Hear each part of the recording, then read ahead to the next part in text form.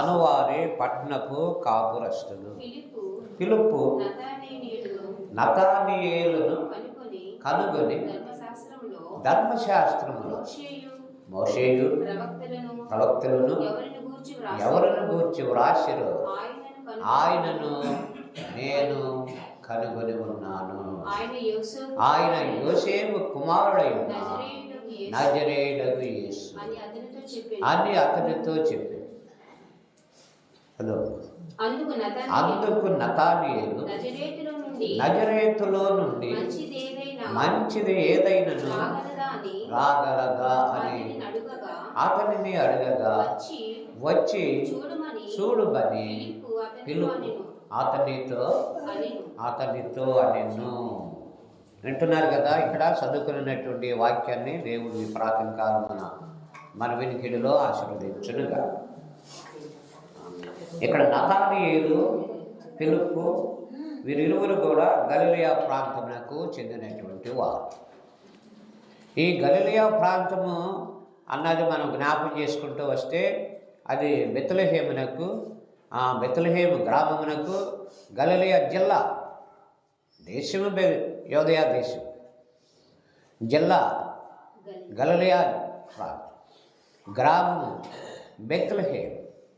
అందుకని ఫిలిప్పు అనుచున్నటువంటి ప్రభు యొక్క శిష్యుడై ఉన్నటువంటి ఈయన చెబుతున్న మాట ఏమిటంటే, ప్రభు సన్నిధిలో ఫిలిప్పు బెత్సయిదా వారును అనగా ఆంద్రెయ, పేతురు అనువారి పట్టణపు కాపురస్తు. అంటే యేసు ప్రభుని శిష్యులు నలుగురు ఆ యొక్క బెత్సయిదా ప్రాంతమునకు చెందినటువంటి వారు. అందులో ఫిలిప్పు ఉన్నాడు, ఆంద్రెయ ఉన్నాడు, పేతురు ఉన్నాడు. వీరందరూ బెత్సయిదా ప్రాంతానికి చెందినటువంటి వారు. వారు గలిలయ జిల్లాలో సంబంధించినటువంటి వ్యక్తులుగా కనబడుతూ ఉంటున్నారు. ఈ గలిలయ ప్రాంతమునకు చెందినటువంటి వీరు ఫిలిప్పు అనుచున్నటువంటి ఒక దేవుని యొక్క సన్నిధిలో దైవజనుడై ఉంటున్నటువంటి ఈయన వీరందరి యొక్క హృదయాలను ఎరిగి ఉంటున్నటువంటి ఆయన గనుక చెబుతున్నాడు. ఫిలిప్పు నతానియేలును కనుగొని ధర్మశాస్త్రములో ఎవరిని గూర్చి చెప్పబడి ఉంటున్నదో నేను ఆయనను చూశాను. నతానియేలు అంటున్నాడు. నతానియేలు అనుచున్నటువంటి మాటకు అర్థం ఏమిటంటే, బైబిలులో నతానియేలు అనుచున్నటువంటి మాటకు అర్థము దేవదానము. వింటున్నారు కదా. అందుకని ఈ నతానియేలు అనుచున్నటువంటి ఈయన ఫిలిప్పు వారిద్దరికి ఒక డిస్కషన్ జరిగింది. ధర్మశాస్త్రాన్ని గురించి, ప్రవక్తలను గురించి ఏమి చెప్పుకుంటూ వచ్చారు, ఎవరు ఏమి చెప్పి ఉంటున్నారు, ప్రవక్తలు ఏమని బోధించి ఉంటున్నారు, ఎవరిని వారు తెలియజేసుకుంటూ ఒకరిని ఒకరు భావించుకుంటూ హెచ్చరించుకుంటూ ఉంటున్నారు. ఆ సబ్జెక్టులో నతానియేలు ఫిలిప్పును కనుగొని చెబుతూ ఉంటున్నటువంటి మాట ఏమనగా మనము చూస్తే, ధర్మశాస్త్రము, మోషే, ప్రవక్తలు, అలాగనే గనులై ఉన్నటువంటి వారు ఎవరిని గూర్చైతే వ్రాసి ఉంటున్నారు, నేను ఆయనను కనుగొని ఉంటున్నాను, నేను ఆయనను చూశాను, నేను చూసి ఉంటున్నాను అని చెప్పనని అంటు. అందుకు నతానియేలు ఫిలిప్పుతో మాట్లాడుతూ పలుకుతూ ఉంటున్నటువంటి మాట ఏమనగా మనం చూస్తే కనబడుతుంది. ఆయన యోసేపు కుమారుడై ఉన్న నజరేయుడగు యేసు అని అతనితో చెప్పింది. అందుకు అప్పుడు ఫిలిప్పు నతానియేలు ఫిలిప్పుని అడుగుతూ ఉంటున్నాడు. ఏమని నతానియేలు ఫిలిప్పుని అడుగుతూ ఉంటున్నాడు? నజరేతులో నుండి మంచిది ఏదైనాను రాగలదా? ఇది ప్రశ్న, ప్రపంచమంతటికీ ప్రశ్న. ఇది ఒకరికనే కాదు. ఆనాడున్నట్టు నజరేతు పట్టణానికి యోదయ, సమరయ, నజరేతు, గలిలయ ఆ ప్రాంతాలకు మాత్రమే కాదు, ప్రపంచం అంతటికి ఇది ప్రశ్న. నజరేతులో నుండి మంచిది ఏదైనాను నువ్వు ఆలోచన చేయాలి. కనుకనే ఎందుకు రాలేదు, ఎందుకు వచ్చింది, ఎట్లా వచ్చింది, అంటే రాగలదా అన్న క్వశ్చన్కు ఏదో దానికి బిఫోర్ హిస్టరీ ఏదో ఉంది. నజరేతు, ఆ నజరేతు పట్టణం ప్రవక్తలు చెప్పినటువంటి మాట, గ్రంథాలు ఘోషించినటువంటి మాట. ఆ నజరేతు పట్టణము ఒకప్పుడు చీకటి కలిగినటువంటి ప్రాంతం, సముద్ర అవతల ఉన్నటువంటి ప్రాంతం. వారి యొక్క జీవితాలు ఆంధ్ర సముద్ర తీర ప్రాంతాలలో ఉన్నటువంటి వారి అనుభవాలన్నీ కూడా ఎలా ఉంటున్నాయో మనందరికీ తెలుసు. అందుకని నతానీయేలుకున్నటువంటి క్వశ్చన్ ఏంటంటే, నజరేతులో నుండి మంచిది ఏదైనాను రాగలదా?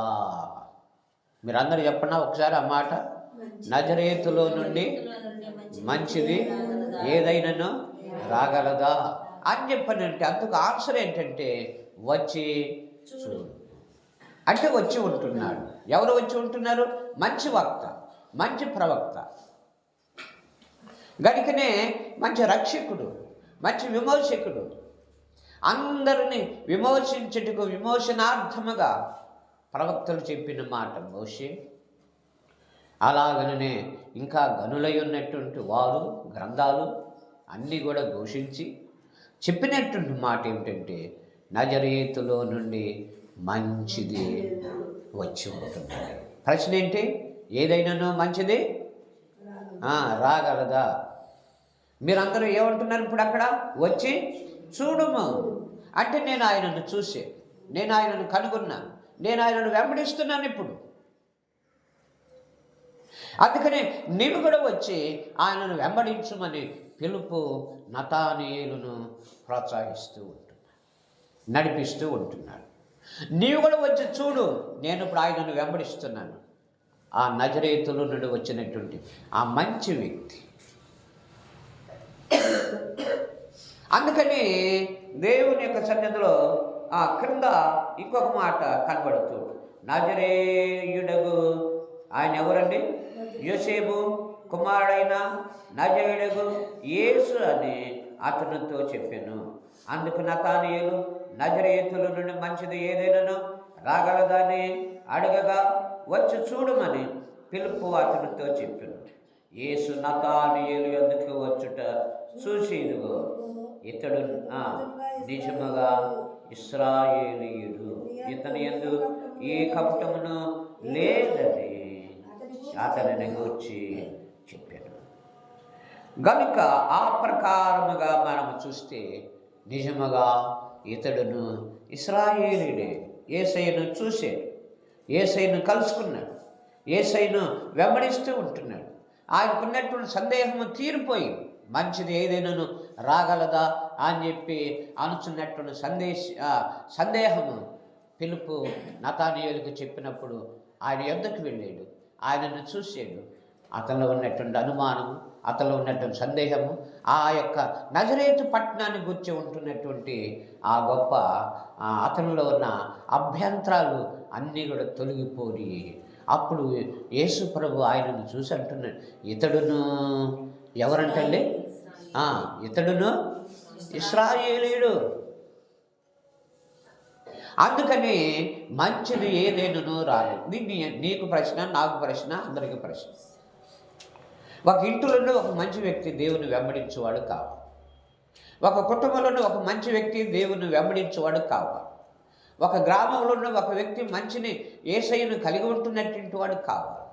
ఒక సమాజంలో ఒక మంచి వ్యక్తి యేసు ప్రభువుకు ఉన్నతమైనటువంటి స్థితిలో కనబడుచూ ఉంటున్నటువంటి వాడు రావాలి. అందుకని ఆ ప్రకారముగా యేసు ప్రభు వచ్చాడు. ఎవరైనా?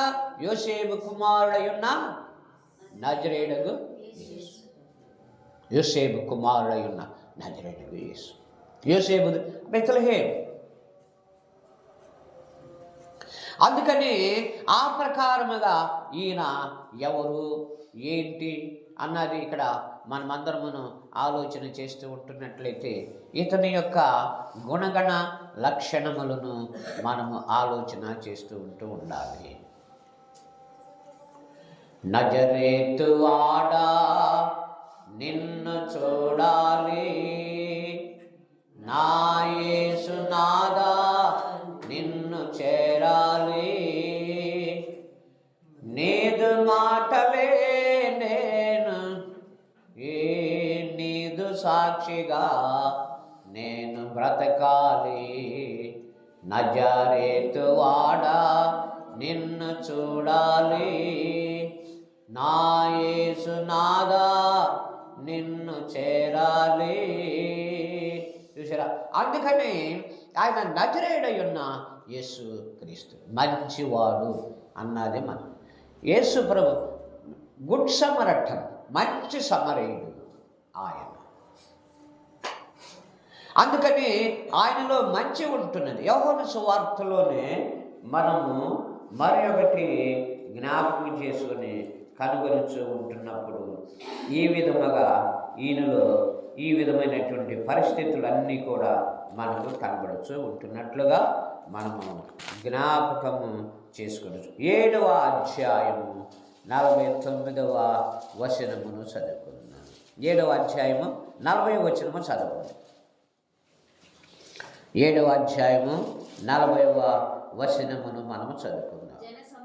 జన సమూహములో కొందరు ఈ మాట విని నిజముగా ఈయన ఆ ప్రవక్తయే అనిరి, మరికొందరు ఈయన క్రీస్తే అనిరి, మరికొందరు ఏమి క్రీస్తు గలిలయాల నుండి వచ్చునా, క్రీస్తు దావీదు సంతానమందు పుట్టి దావీదు ఉండినటువంటి బెత్లెహేము అను గ్రామములో వచ్చుచున్నాడని లేఖనము చెప్పుచు ప్రవచనము నెరవేరు. ఊరికనే యేసయ్యను దేవుడని చెప్పని మనం అంటానికి కుదరదండి. ఆగాలి.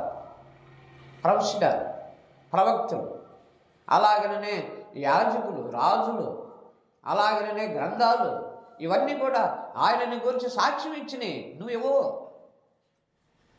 నిన్ను గురించి నువ్వు సాక్ష్యం చెప్పుకోమ్మా అని చెప్పు. నీలో ఏముంది అసలు మంచి నువ్వు సాక్ష్యం చెప్పుకుంటానికి? ఇప్పుడు యేసయ్యని గురించి సాక్ష్యం చెప్పుకుంటూ ఉంటున్నారు. ఎవరు చెప్తున్నారు? ఆయన నజరేయుడయ్యున్న యేసుక్రీస్తు, ఆయన యోసేపు కుమారుడయ్యున్న యేసుక్రీస్తు, ఆయన బెత్లెహేమునకు సంబంధించినటువంటి యేసుక్రీస్తు, ఆయన ఏ విధమై ఉన్నటువంటి వాడు అన్నది చూస్తే ఆ మోషే సాక్ష్యం, ప్రవక్తుల సాక్ష్యం, గ్రంథాలు సాక్ష్యం, ఇంతమంది సాక్ష్యం యేసయ్యని గురించి. సృష్టి సాక్ష్యం. నీ ఇంట్లో నిన్ను గురించి మంచి సాక్ష్యం చెప్తా ఉందా? లేదు సాక్ష్యం మనకి. మన ఇంటి వారి దగ్గరే, మన ఇంటి దగ్గర నుంచి సాక్ష్యం ప్రారంభం అవ్వాలి. యేసయ్య సాక్ష్యం ఎక్కడి నుంచి ప్రారంభమైంది? బెత్లెహేము నుండి నజరేతుకు వచ్చింది, నజరేతు నుండి యోదయాకు వచ్చింది, యోదయ నుండి సమరయాకు వచ్చింది, సమరయ నుండి గలిలయకు వెళ్ళింది, గలిలయ నుండి బూదిగంతుల వరకు వెళ్ళింది యేసు ప్రభుని గురించి సాక్ష్యం. మరి నిన్ను గురించి నీ ఇంటి దగ్గర ఏముంది సాక్ష్యం? యేసు ప్రభుని గురించి వారి సాక్ష్యం, ప్రజలందరూ సాక్ష్యం. ఈయన నజరేయుడైన యేసుక్రీస్తు. దీనికి ఇదే ఆనవాలని చెప్పనని వారందరూ చెప్పుకుంటూ వచ్చి ఉంటున్నారు. రెండోది విషయం మనం జ్ఞాపకం చేసుకుంటూ వస్తే ఎక్కడి నుండి 42వ వచనము చదువుకున్నాం. క్రీస్తు దావీదు సంతానములో పుట్టి దావీదు ఉండిన బెత్లెహేము గ్రామములో ఉండి వచ్చునని లేఖనములు చెప్పుటలేదా అని. కాబట్టి ఆయనని గురించి జనసమూహములలో భేదములు పుట్టెను. వారిలో కొందరు ఈయనను పట్టుకొని దలసిరి కానీ ఎవరును ఆయనను పట్టుకొనలేకపోయింది. మన గురించి మన సాక్ష్యాలు తెలుసు. ఇష్టమైన వాళ్ళు మంచివాడు అంటారు, కష్టమైన మంచిది కాదంటారు. ఇష్టమైనటువంటి వాళ్ళు చాలా మంచి నువ్వు చాలా మంచిది అని చెప్పని అంటూ ఉంటారు. కష్టమైన వాళ్ళు పనికి మాలు దానివి అని చెప్పని అంటూ ఉంటారు. సాక్ష్యం ఇది. కానీ యేసు ప్రభువుడి గురించి అట్లా సాక్ష్యం కాదు. గ్రంథాలు సాక్ష్యం, ప్రవక్తులు సాక్ష్యం, ప్రజలు సాక్ష్యం, గలిలయుడా అని సాక్ష్యం, నజరేతువాడా మమ్మల్ని బాగు చేయమని చెప్పని సాక్ష్యం, దావీదు కుమారుడా నన్ను కరుణి, ఇది సాక్ష్యం కావాలి. ఇటువంటి సాక్షి జీవితము లేనటువంటి జీవితము ఆత్మీయముగా జీవితము కాదు, భౌతికముగా ఉండొచ్చు మన జీవితాలు. తర్వాత విషయం నేను మీకు చెబుతున్నాను, మీరందరూ కూడా వినండి. అనగా దేవుని యొక్క సన్నిధిలో ఇక్కడ మనం చూస్తూ ఉంటున్నప్పుడు 51వ వచనము, 52, 53 ఇవన్నీ కూడా మనం చదువుతాం. అతడు ఒక మనుషుని మాట వినక మునుపు, వాడు చేసినది తెలుసుకొనక మునుపును మన ధర్మశాస్త్రము అతనికి తీర్పు తీర్చునా అని అడుగగా, వారు నీవును గలిలయుడవా, విచారించి చూడుము, గలిలయలో ఏ ప్రవక్తయు పుట్టడని అతడు ఎవరి ఇంటికి వారు వెళ్ళిపోయారు. నీవును చూడుము, గలిలయలో నుండి ఏ ప్రవక్త రాడని. ఎక్కడి నుండి? యెషయా గ్రంథంలో వ్రాయబడింది అన్నమాట. యెషయా గ్రంథంలో వ్రాయబడింది 9వ అధ్యాయం. ఎందుకు వ్రాయబడింది? 9వ అధ్యాయం యెషయా గ్రంథంలో మనం చూసుకుంటూ చీకటిలో ఉన్నటువంటి ప్రజలు వారు ఒకటి, సముద్ర తీర ప్రాంతంలో ఉన్నటువంటి వారు రెండవది, మూడవది మరణాచేరులో ఉంటున్నటువంటి వారు ప్రజలు. అందులో నుండి వచ్చాడు యేసయ్య. ఆ గలిలయ ప్రాంతానికి ఘనత కలిగింది. ప్రవక్తలు చెప్పిన మాట నెరవేరి ఈ యొక్క ప్రాతకాలపు ఆరాధన మనలను మనము జ్ఞాపం చేసుకుంటూ దేవుని యొక్క కృపలలో, దేవుని యొక్క మాటలు ఇలాగ సరే, దీనికి ఇంకా చరిత్ర ఉన్నది. తర్వాత మనము ధ్యానం చేసుకుంటానికి, జ్ఞాపం చేసుకుంటానికి మనము సిద్ధపడదాం. ఈ యొక్క ప్రాతన కాలంలో మీ అందరికి ప్రశ్న ఏంటంటే, గలిలయలో నుండి మంచిది ఏదైనానో గనుకనే నీ ఇంటిలో నుండి, నీ సమాజంలో నుండి, నీ గ్రామం నుండి ఒక మంచి వ్యక్తిగా, దేవుని ఆరాధించి పూజించే వ్యక్తిగా, ఆయనను స్తుతించే వ్యక్తిగా నువ్వు బయటికి రావాలని దేవుని వాక్యము ఈ యొక్క ప్రాతన కాలంలో పిలిపిస్తూ ఉంటుంది. మరి ఒకవేళ ఈ పిలుపును నీవు వినట్లయితే మనకు దీవెన, మన బిడ్డలకు దీవెన.